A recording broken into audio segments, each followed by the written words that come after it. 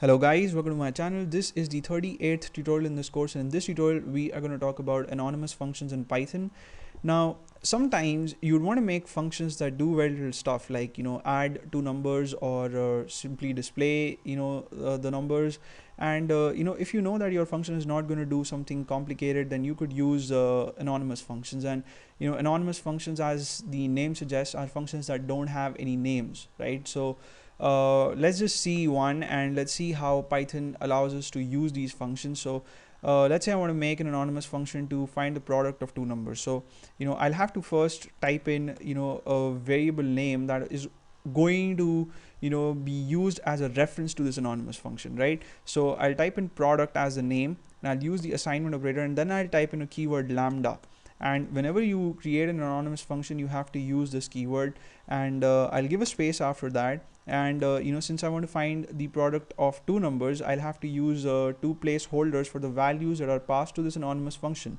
So let's say I want to use var1 and var2. So I'll type in var1 comma var2, and then I'll put in a colon here, and then I'll type in var1 asterisk var2 to find the product of these numbers, and that's it.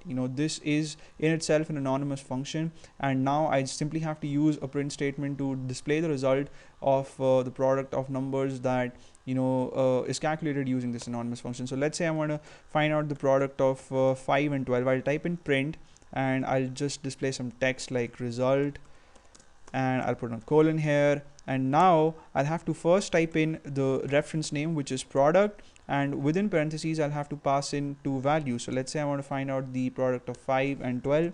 I'll type in these numbers here, I'll save the file, and when I run it, I see that the result is 60, right? So that's about anonymous functions, and I don't find them much useful, to be honest. I use the other functions because when you're working with large programs, there's rarely ever a situation when you want to do something as simple as this. And if you want to do something even like 5% more complicated than this, then it makes sense to have a proper function that has a name, so that you can refer to it whenever you want to. And I just find that useful. But then you could like anonymous functions too. It's a concept that's there, and I thought that I should discuss with you guys. So I hope you guys had fun watching the tutorial, and you may subscribe to my channel if you haven't already. I'll see you in the next video. Till then, take care.